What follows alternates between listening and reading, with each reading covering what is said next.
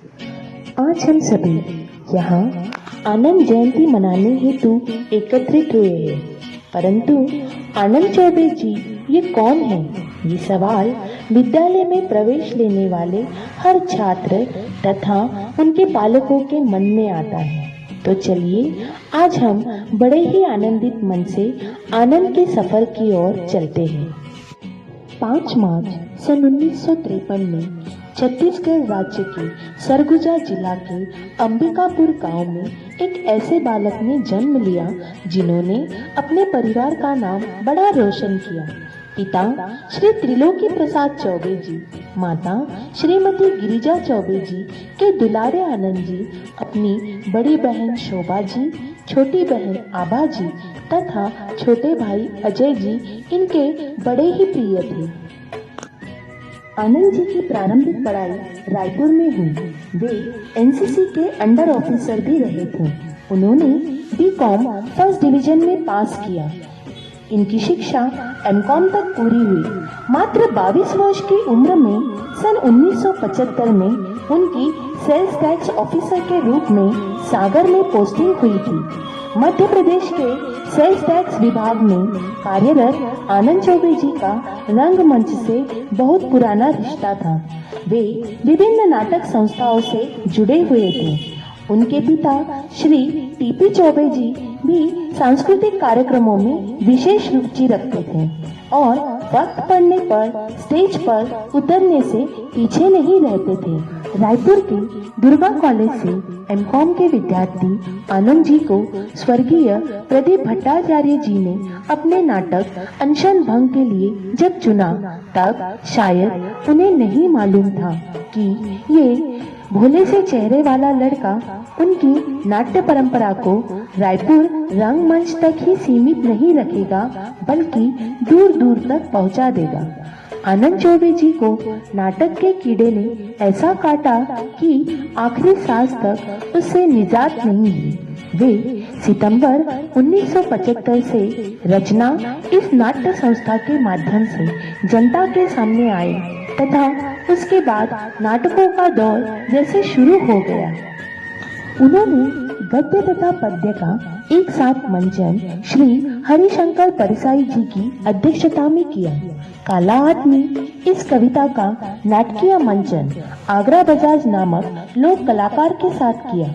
उन्होंने प्रेमचंद की कहानी पर आधारित महान फिल्म निर्माता सत्यजीत रे द्वारा निर्मित टेलीफिल्म सदगति में भी उत्कृष्ट अभिनय किया। उन्होंने निर्देशन, अभिनय, लेखन तथा विभिन्न सांस्कृतिक कार्यक्रमों का आयोजन भी किया।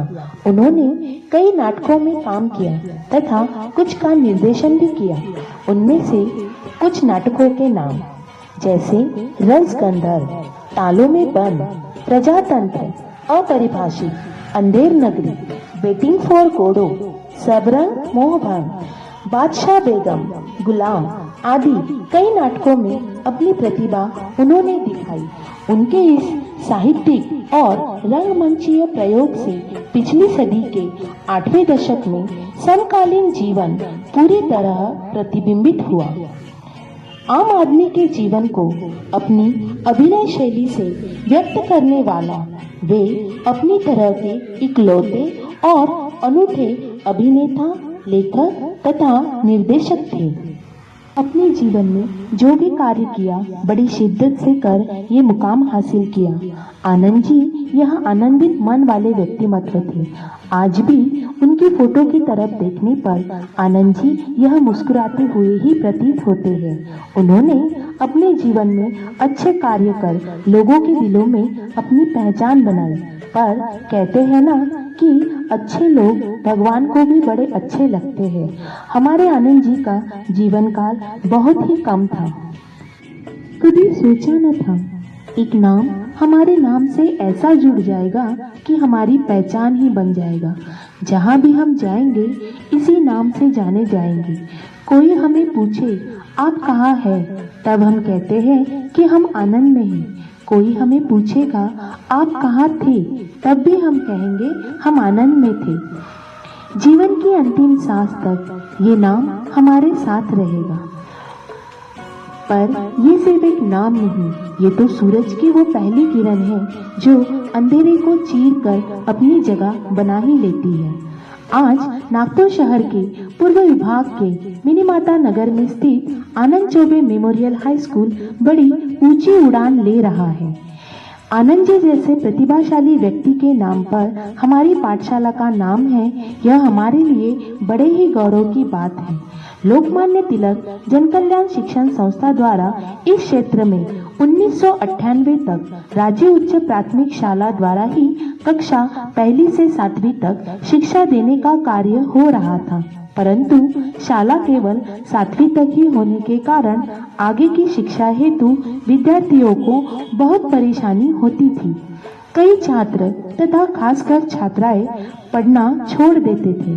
इन सभी बातों को देखते हुए हमारी संस्था के अध्यक्ष माननीय डॉक्टर सतीश बाबूजी चतुर्वेदी जी तथा माननीय सचिवा आबादाई जी चतुर्वेदी जी ने आनंद चौबे जी जैसे प्रतिभाशाली व्यक्ति के नाम पर इस क्षेत्र में आगे की शिक्षा हमारे विद्यार्थियों को मिले, इस हेतु से हमारी शाला आनंद चौबे मेमोरियल हाई स्कूल का सन 1999 में स्थापना की और इस प्रकार इस शाला की शुरुआत हुई। आनंद का यह सफर बढ़ता ही गया और निरंतर बढ़ते ही रहेगा।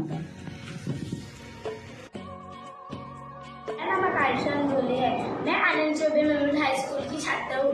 मैंने आनंद चौबे जी को स्कूल के फोटो में देखा है, लेकिन स्कूल में बहुत से कार्यक्रमों में मैंने जाना है कि उनका व्यक्तिमत्व बहुआयामी था। उन्होंने बहुत से क्षेत्रों में अपनी छवि बनाई है।